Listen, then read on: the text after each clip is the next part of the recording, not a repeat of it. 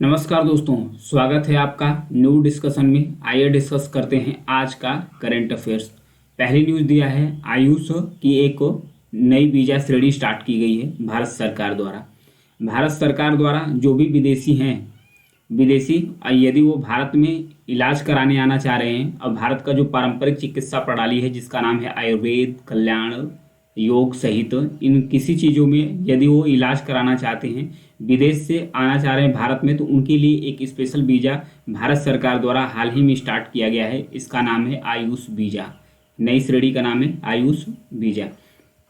इस वीज़ा की शुरुआत जो भारत में हील इन इंडिया स्टार्ट किया गया था, हील इन इंडिया पहल स्टार्ट किया गया था, उसके द्वारा जो भारत सरकार का रोड मैप तैयार किया गया था उसी के एक पार्ट के रूप में इसे लॉन्च किया गया है जिसका नाम है आयुष वीज़ा।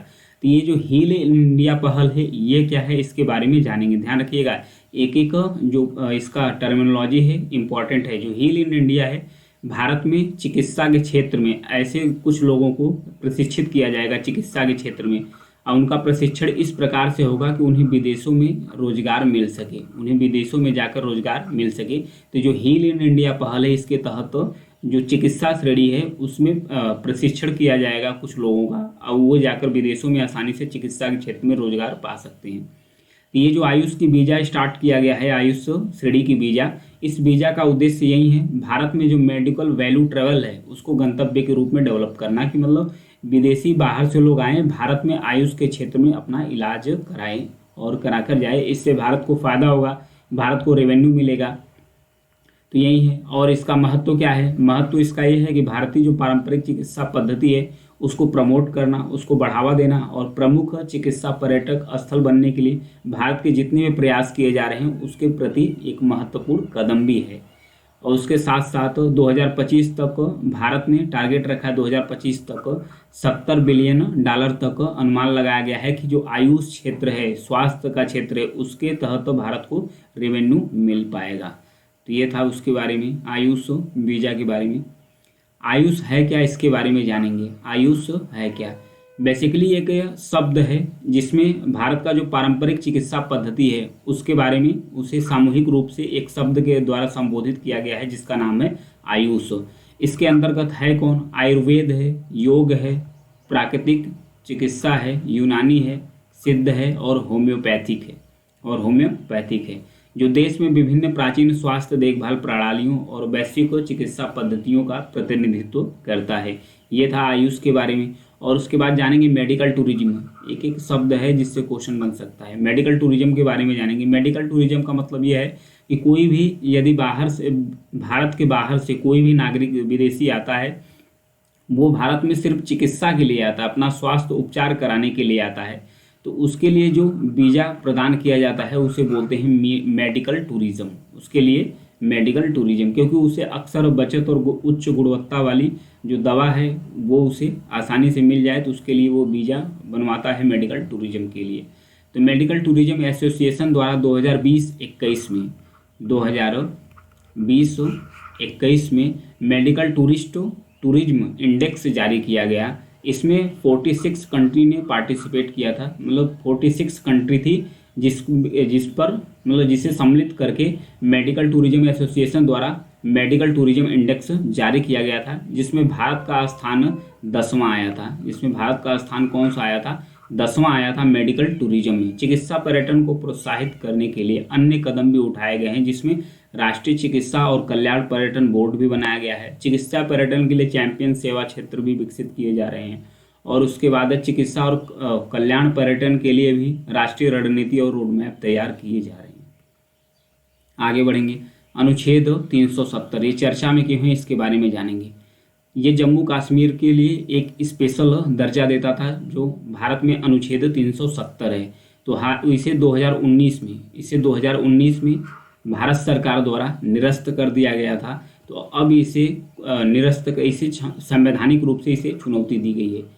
ये जो निरस्त किया गया है अनुच्छेद 370, इसे बहाल करने के लिए संवैधानिक रूप से इसमें पिटीशन फाइल किया गया है, ऐसे संवैधानिक रूप से चुनौती दी गई है। तो सुप्रीम कोर्ट ने इस पर सुनवाई करना शुरू कर दी है। तो उसका क्या रिजल्ट आता है अभी बाद में देखेंगे, पहले जानेंगे अनुच्छेद 370।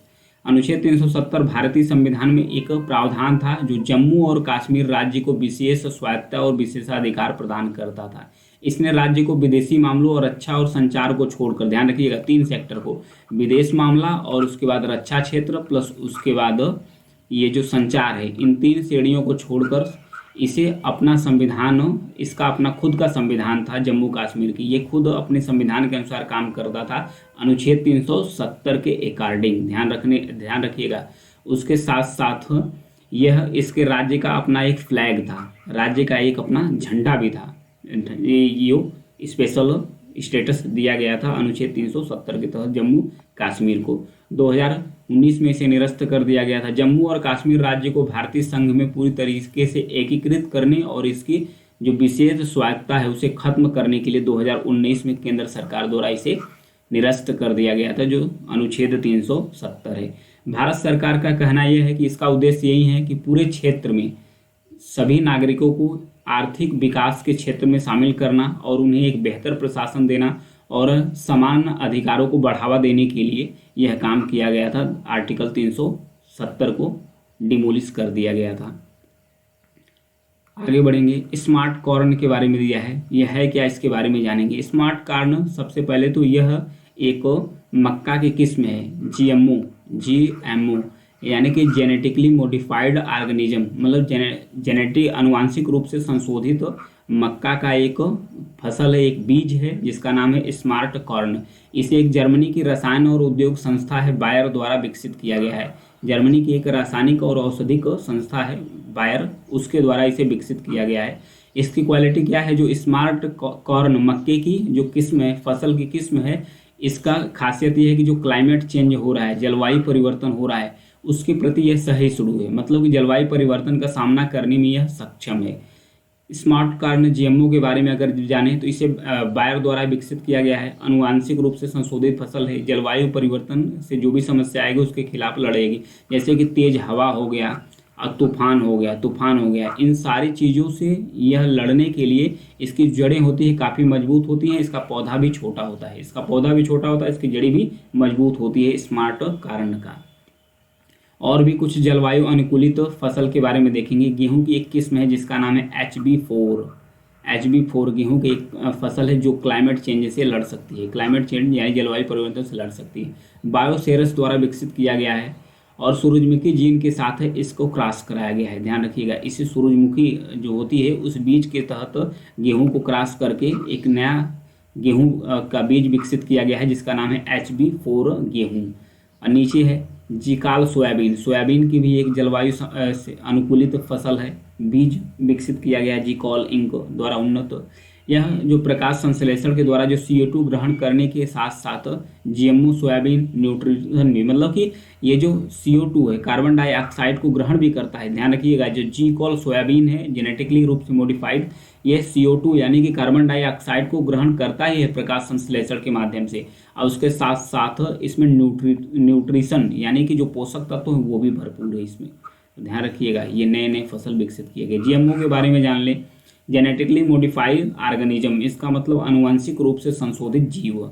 यह एक ऐसे जीव को संदर्भित करता है, आमतौर पर एक पौधा या जानवर या जिसकी अनुवांशिक सामग्री को अनुवांशिक इंजीनियरिंग तकनीकी मानी कि जेनेटिक इंजीनियरिंग टेक्नोलॉजी के माध्यम से बदल दिया जाता है। इसमें विशिष्ट लक्षणों या विशेषताओं को पेश करने के लिए एक प्रजाति के जीन को दूसरे डीएनए में सम्मिलित कर दिया जाता है। एक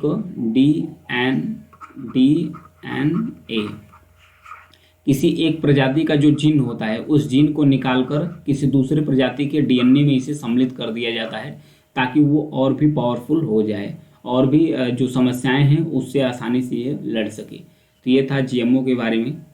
आगे बढ़ेंगे। 2 दवाओं का नाम दिया है, एक है एसेक्लोफेनाक है और दूसरा नाम है केटोप्रोफेन्स। इन 2 दवाएं चर्चा में क्यों हैं इसके बारे में जानेंगे। पहले तो इसका उपयोग के बारे में जानते हैं कि जो एसेक्लोफेनाक है और जो केटोप्रोफेन है, इस दवा का काम क्या होता है। मनुष्यों और जानवरों में इस दवा का इस्तेमाल होता है सूजन और दर्द को कम करने के लिए। अगर किसी मनुष्य या जानवरों में सूजन है और दर्द हो रहा है तेज, तो इस दर्द और सूजन को कम करने के लिए एक्सेलोफेनाक और केटोप्रोफेन दवाएं दी जाती थी। तो हाल ही में इस दवाओं को बैन कर दिया गया है भारत सरकार द्वारा। इसके प्रोडक्शन, इसका जो वितरण है और इसकी बिक्री, तीनों को भारत सरकार द्वारा बैन कर दिया गया है। तो जो गिद्ध संरक्षण पर काम करने वाले विशेषज्ञ हैं वो भारत सरकार की सराहना की है। तो इसमें जो गिद्ध संरक्षण वाले विशेषज्ञ हैं वो क्यों खुश हो रहे हैं, इसके बारे में जानेंगे। ये जो सूजन और दर्द की दवा थी दोनों, जिसका नाम एक्सलोफेनाक और केटोप्रोफेंस, ये जो दवा है, इन दो दवाओं से जब कभी मनुष्य या तो पशुओं की मृत्यु होती है, तो पशुओं की जब ये इसका 100 डेड बॉडीज गिद्धों द्वारा खाया जाता है, गिद्धों द्वारा इसके डेड बॉडी को जब खाया जाता है तो उनकी भी मृत्यु हो जाती है, गिद्ध की भी इसमें मृत्यु हो जाती है। तो इसलिए इसे बैन कर दिया गया है। तो इस दवा का क्वालिटी क्या है, इसकी विशेषता क्या है, उसके बारे में जान ली। अब फिर उसके बाद इसे बैन क्यों किया गया है उसके बारे में हो गया, और गिद्ध की सुरक्षा के लिए और भी उपाय किए गए हैं उसके बारे में जानेंगे। इसके साथ साथ 2006 में एक और दवा थी, 2006 में एक और दवा थी जिसका नाम है डाइक्लोफेनाक। ये भी पशुओं का दर्द निवारक दवा थी। इससे भी यदि पशुओं की डेथ होती थी तो उस डेड बॉडी को जैसे ही गिद्ध खाते थे वो उनकी डेथ हो जाती थी।